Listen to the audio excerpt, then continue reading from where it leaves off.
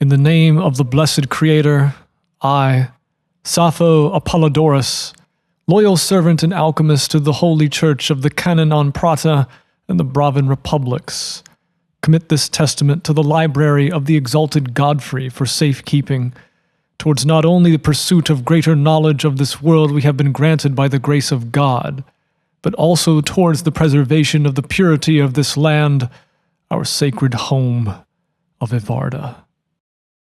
In the year 1157, and in the wake of the passing of our local father, may he rest with the Creator, I was tasked by the deacons to investigate the presence of these so-called hedge alchemists, who have come to roost in the shadows of our isle. More than any simple capital justice or public executions to quell the masses, however, the deacons tasked myself specifically with a single objective. That was to obtain answers to this rash of disappearances, abductions, and claims of refugees going missing or absconded with in the night by these same such alchemists. I originally believed much as the existing reports had said, that these hedge folk were simply products of both opportunity and criminality.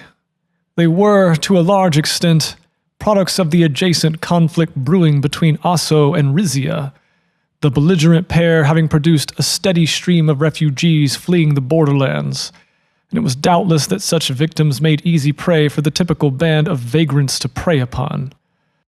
Cemented in my views, I set out with the local captain of the guard to prove as such, and, in our way, we went about with a series of swift arrests of all known parties.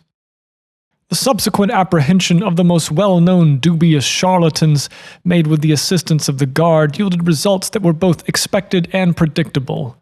The perpetrators were criminals, preying on desperate refugees who were ready to believe wild claims of miraculous cures born from bloodletting and other sorts of barbaric practices.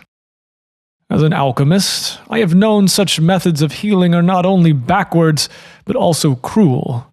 More often than not, such cures were prepared with a collection of vitae, or blood, from another and often unwilling participant in the process.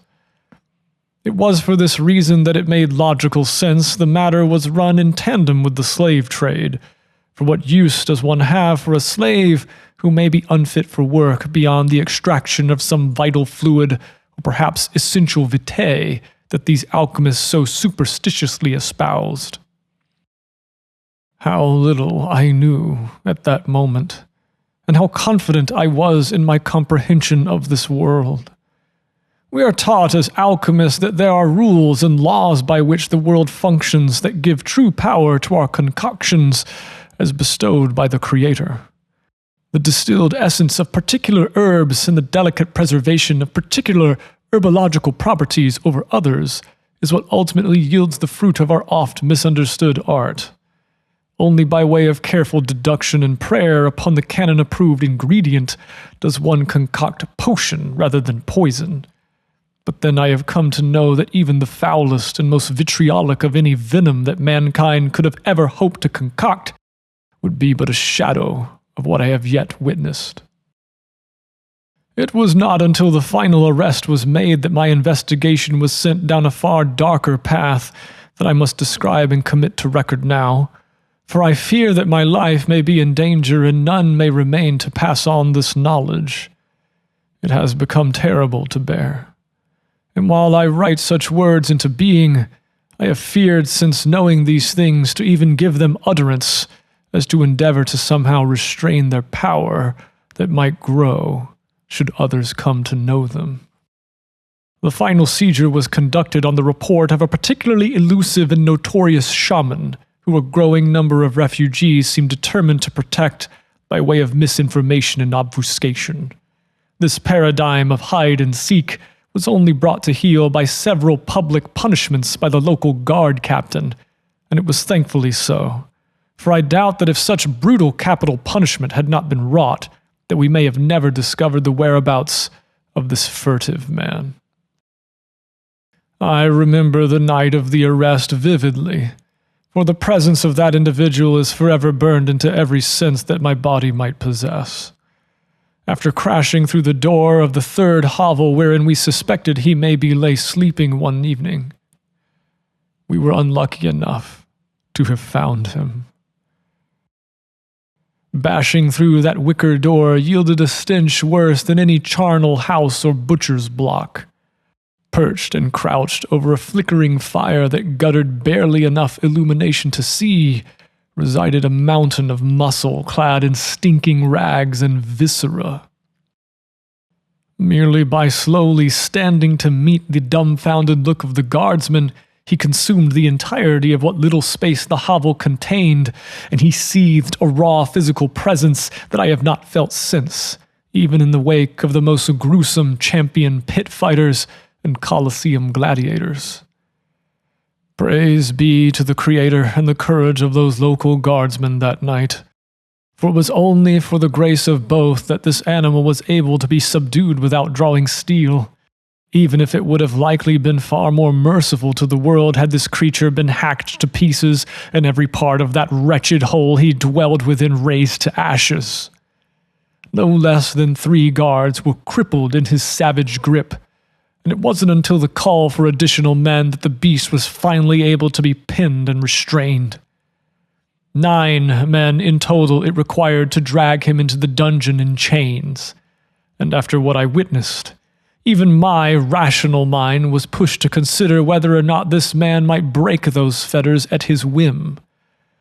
By all accounts, he was to be put to death, but the duty set upon me by the deacons demanded that I pry whatever secrets might reside within the creature by any means that my alchemical arts might yield. In the morning after the capture, I steeled myself for what was to come.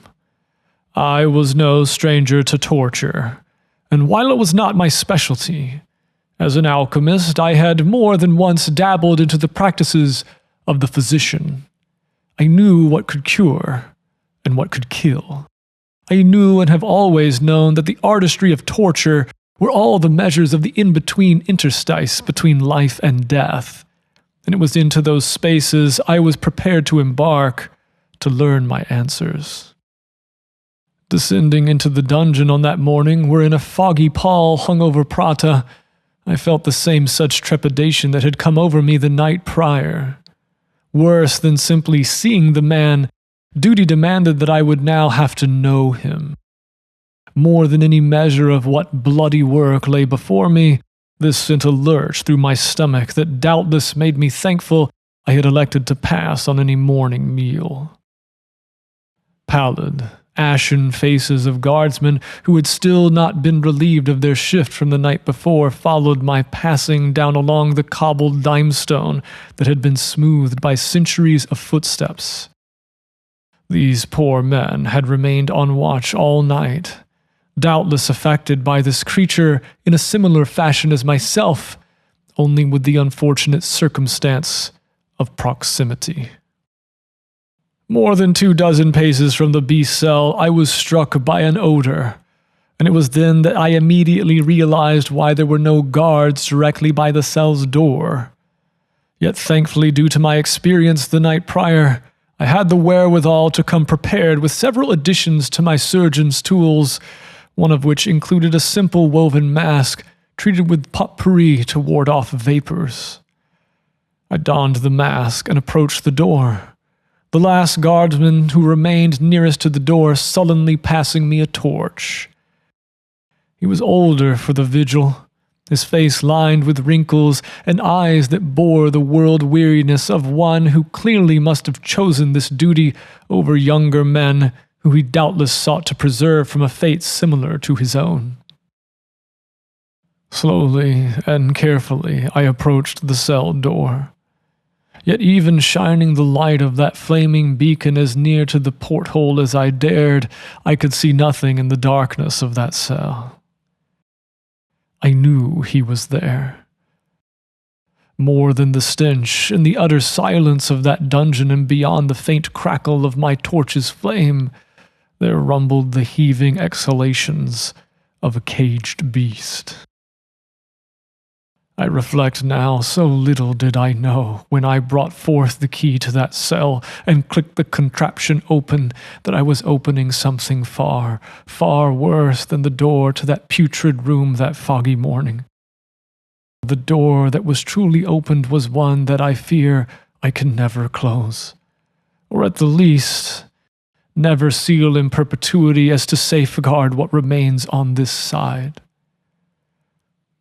There in that cell the man resided, crouched in the corner with thick chains and manacles lashed over not simply his arms and legs, but wrapped about his waist, torso, and what could be made of the man's bull-like neck.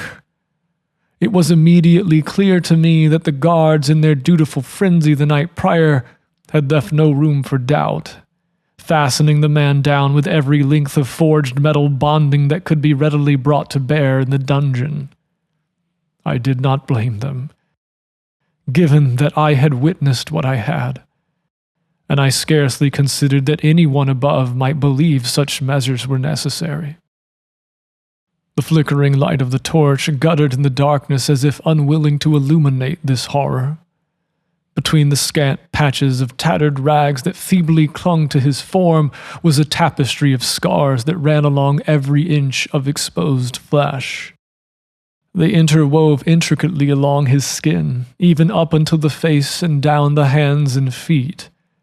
Matted, mangy hair that retained stained clumps of dried and caked viscera clung to his head and face, and beneath a jutting and thick brow rest two rheumy eyes, unblinking in their gaze into mine own. I steeled myself under that withering stare, as I knew that to derelict my duty at this point would not only betray the Creator, but moreover might lead to my own demise. Death by execution for returning to the church with no answers as to the nature of this creature might be preferable. And then I immediately considered how many young men had chosen to abandon the final guard's post just before the door to this cell the night prior. "Prisoner," I said hesitantly, for he had no name, "you are to be put to death for your crimes against the holy canon. Your life resides in my hands, and I will now grant you a swift end should you deliver the answers I seek. Speak now and tell me from whence you learned this art and your so-called alchemist's practice, so that I may cull the source of this disease which has infested Prata." My words hung for a moment in the cell. As steady as I had tried to deliver them and invoke my own power to dispel the oppressive silence that lingered there, I wondered for a moment if this creature understood the common tongue, or perhaps was one of those wild folk who truly came from parts so removed from civilization that any kind of spoken word would have been utterly pointless to their ears.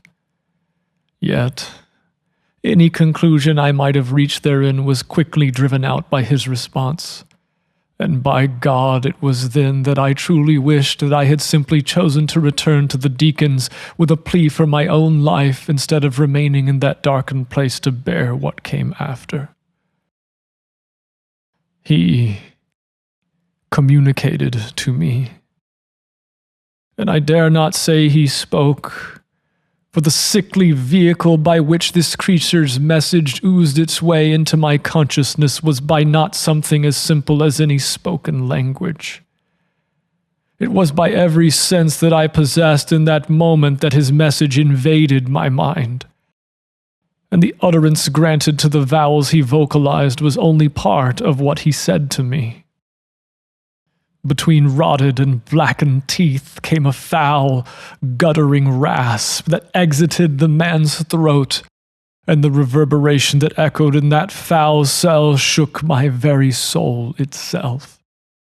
My entire being shuddered with each syllable as I struggled to understand what was happening, and yet what little remained of my shreds of instinct begged me to flee that place and never look back.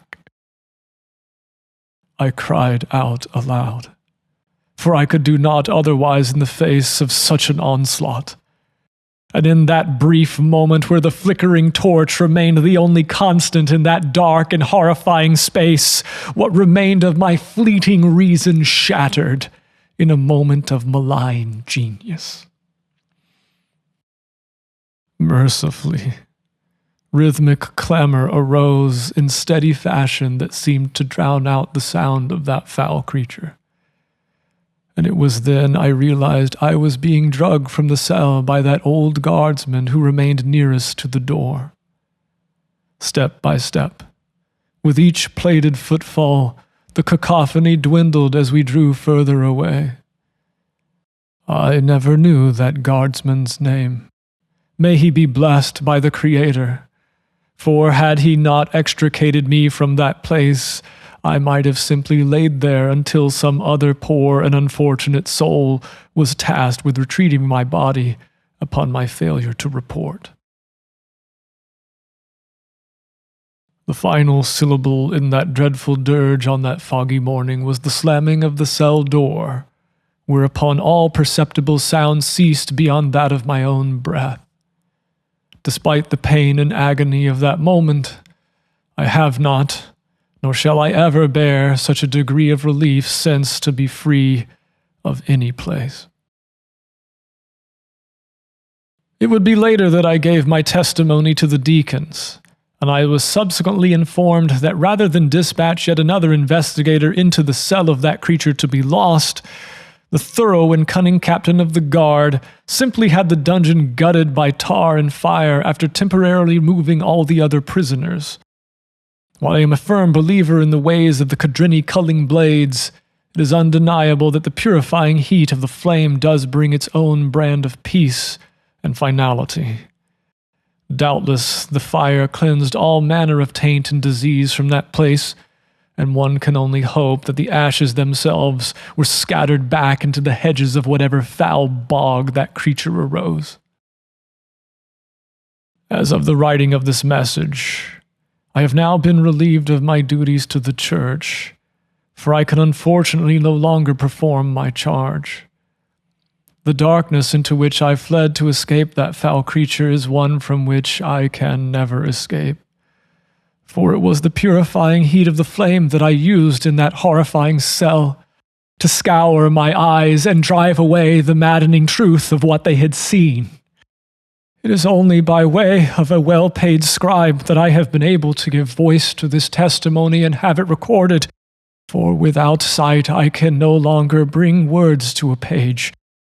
All this hand can transcribe or draw now are the final horrors that remain burned upon my mind, blind as my eyes may be. I pray that the Creator brings me final peace in the next life, for I can find none now where these scars, those scars remain inflicted upon me still. I beseech you not to seek answers to these things. Do not gaze where I have sought to gaze. Scour this taint wherever it may be found, and know that there are horrors in this world that no man should ever learn, lest his very soul be forfeit. Sappho Apollodorus, Final Will and Testament.